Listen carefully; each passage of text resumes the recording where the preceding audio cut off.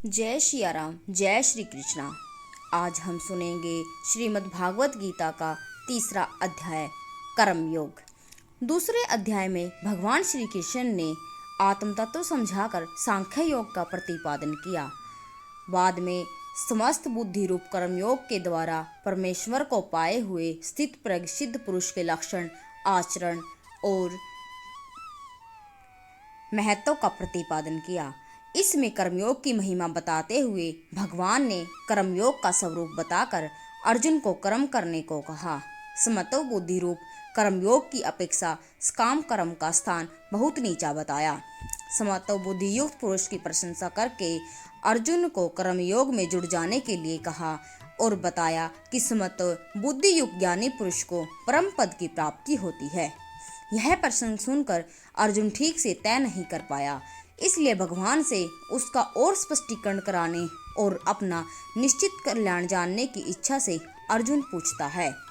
अर्जुन बोले, हे जनार्दन, यदि आपको कर्म की अपेक्षा ज्ञान श्रेष्ठ मानना है तो फिर हे केशव, मुझे भयंकर कर्म में क्यों लगाते हैं? आप मिले हुए वचनों से मेरी बुद्धि को मानो मोहित कर रहे हैं, इसलिए उस एक बात को निश्चित करके कहिए जिससे मैं कल्याण को प्राप्त हो जाऊं। श्री भगवान बोले, हे निष्पाप, इस लोक में दो प्रकार की निष्ठा मेरे द्वारा पहले कही गई है। उनमें से सांख्य योगियों की निष्ठा तो ज्ञान योग से और योगियों की निष्ठा कर्म योग से होती है।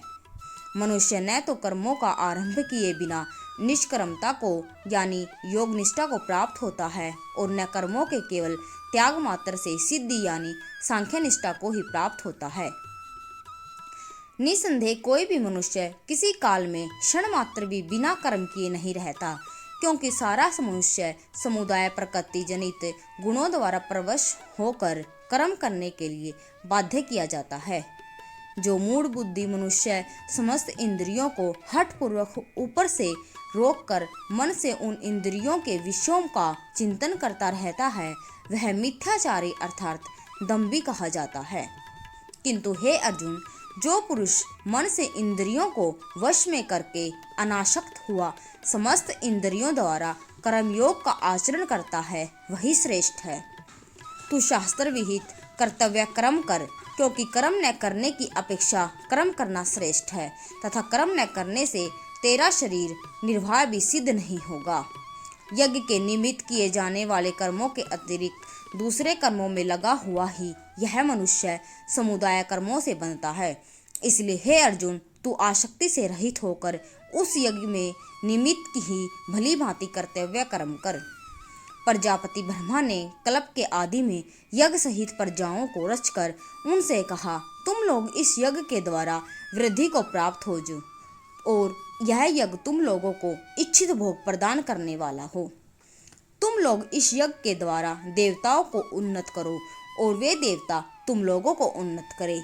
इस प्रकार निस्वार्थ भाव से एक दूसरे को उन्नत करते हुए तुम लोग परम कल्याण को प्राप्त हो जाओगे।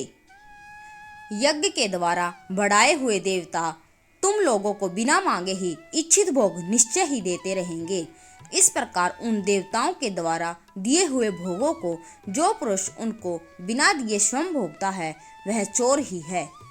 यज्ञ से बचे हुए अन्न को खाने वाले श्रेष्ठ पुरुष सब पापों से मुक्त हो जाते हैं, और पापी लोग अपना शरीर पोषण करने के लिए ही अन्न पकाते हैं, वे तो पाप को ही खाते हैं।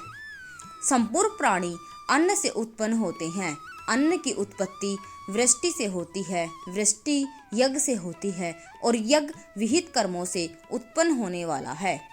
कर्म समुदाय को तू वेद से उत्पन्न और वेद को अविनाशी परमात्मा से उत्पन्न हुआ जान। इससे सिद्ध होता है कि सर्वव्यापी परम अक्षर परमात्मा सदा ही यज्ञ में प्रतिष्ठित है। हे पार्थ, जो पुरुष इस लोक में इस प्रकार परंपरा से प्रचलित सृष्टि चक्र के अनुकूल नहीं बरतता, अर्थात अपने कर्तव्य का पालन नहीं करता, वह इंद्रियों के द्वारा भोगों में रमण करने वाला पापोयु पुरुष व्यर्थ ही जीता है।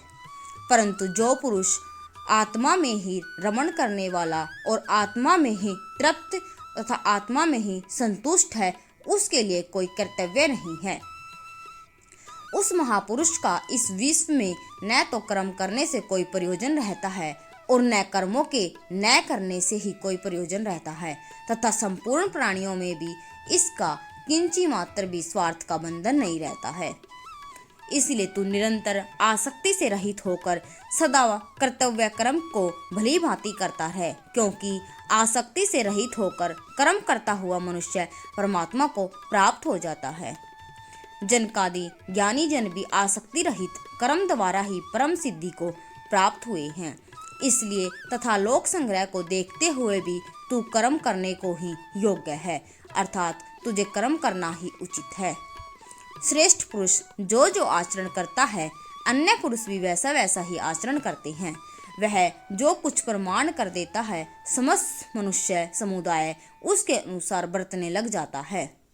हे अर्जुन, मुझे इन तीनों लोकों में न तो कुछ कर्तव्य है, न ही कोई भी प्राप्त करने योग्य वस्तु अप्राप्त है, तो भी मैं कर्म में ही बरतता हूँ। क्योंकि हे पार्थ, यदि कदाचित मैं सावधान होकर कर्मों में न बरतूं तो बड़ी हानि हो जाए, क्योंकि मनुष्य सब प्रकार से मेरी ही मार्ग का अनुसरण करते हैं।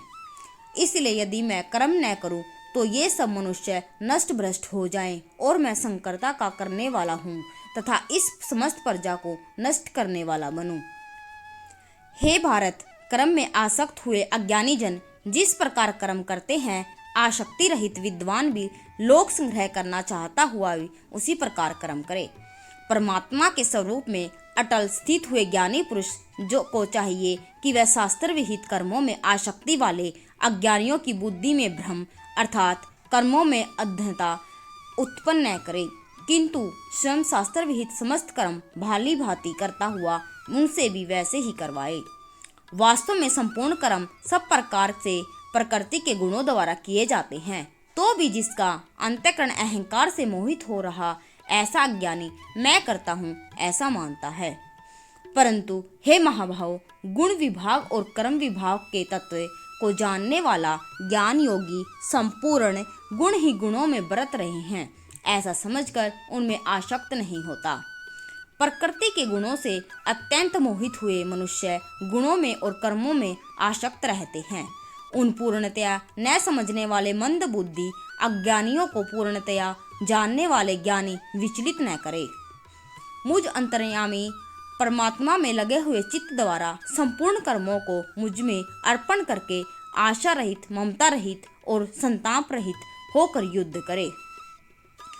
जो कोई मनुष्य दोष दृष्टि से रहित और श्रद्धा युक्त होकर मेरे इस मत का सदा अनुसरण करते हैं, वे भी संपूर्ण कर्मों से छूट जाते हैं।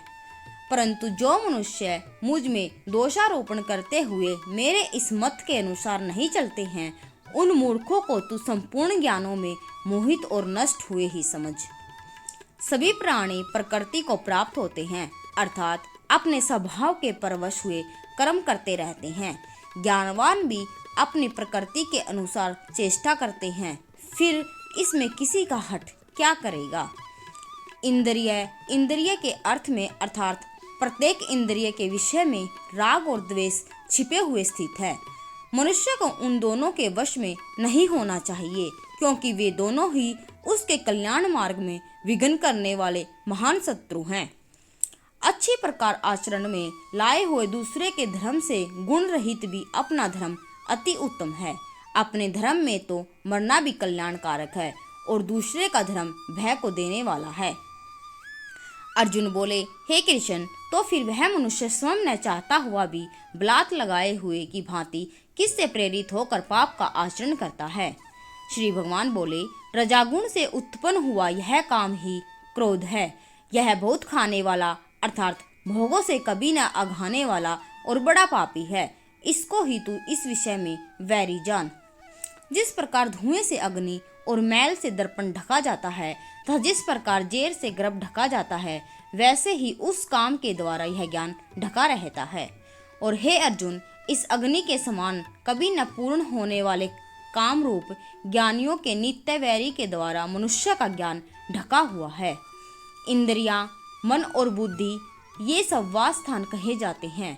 यह काम इन मन, बुद्धि और इंद्रियों के द्वारा ही ज्ञान को आच्छादित करके जीवात्मा को मोहित करता है।